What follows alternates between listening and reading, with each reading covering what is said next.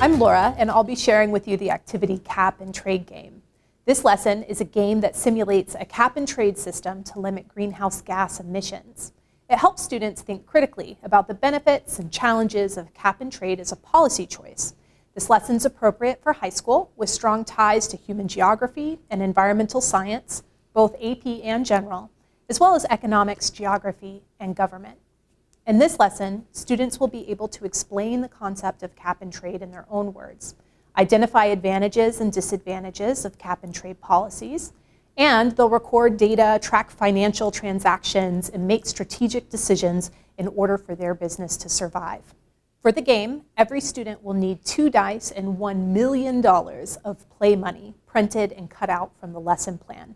For each group, you'll also need to print and cut out upgrade cards, print a copy of the rules of the game, and you'll need to gather about 75 poker chips or counter chips per group.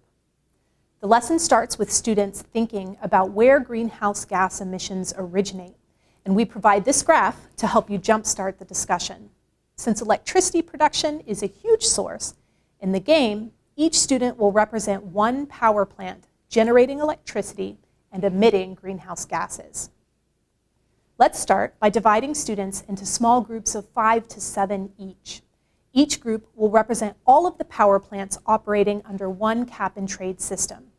Within the group, each student will do their best to keep their power plant business running while also reducing greenhouse gas emissions. So pass out $1 million and a pair of dice to every student. For the first round, every student will be allowed to emit 8 units of greenhouse gases. This is their business's cap in our cap and trade system. Pass out 8 chips to each student to represent these allowances. Greenhouse gas emissions can be unpredictable and might vary year to year. Everyone rolls their dice. The number they get represents the units of greenhouse gas emissions that their power plant actually creates during this round. The chips represent how much they're allowed to produce. The dice represent how much they actually produce. For every unit they create, they pay 1 allowance chip. If they create more emissions than allowances, they pay all of their chips and then pay a fine of $100,000 for each unit of emissions that exceeds their allowance. If they have low emissions during the round and allowance chips are left over, great, they can save the chips for later. For example, Carol and Katie each start with 8 allowances. Carol rolls a 6 for her emissions. She pays 6 allowance chips and keeps 2 chips for later. Katie rolls a 10. She pays all 8 of her chips and also has to pay $200,000 in fines for the 2 extra emissions that exceed her allowance cap. If it's helpful, students can track their emissions, allowances, and profits using a chart included in the lesson plan. And now we get to the fun part. We have the chance to trade any leftover extra allowance chips with other students in our group. This is the trade part of our cap and trade system. Students that want to sell their extra chips can set the price to whatever they want, and the prices can change throughout the game. Once we've had the chance to trade, we'll have one more important economic choice to make.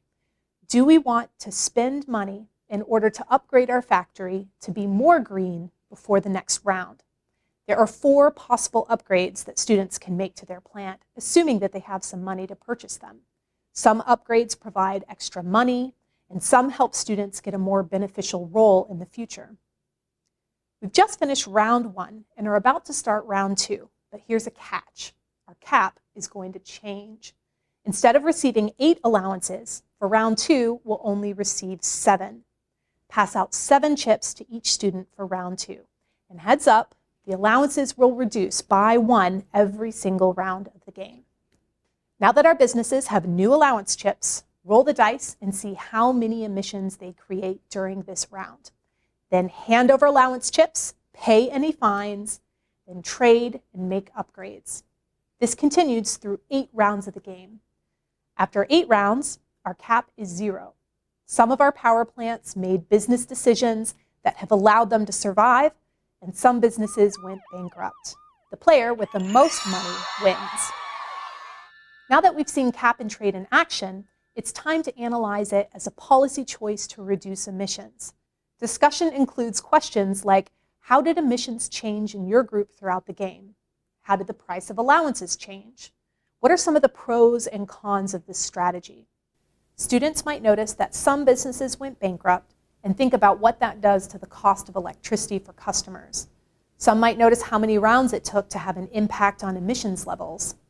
Everyone should have a better understanding of how this policy works and be able to think through some of the implications of implementing this type of policy in the real world using evidence from the simulation. I hope you enjoyed Cap and Trade Game. For more lessons like this one, go to populationeducation.org.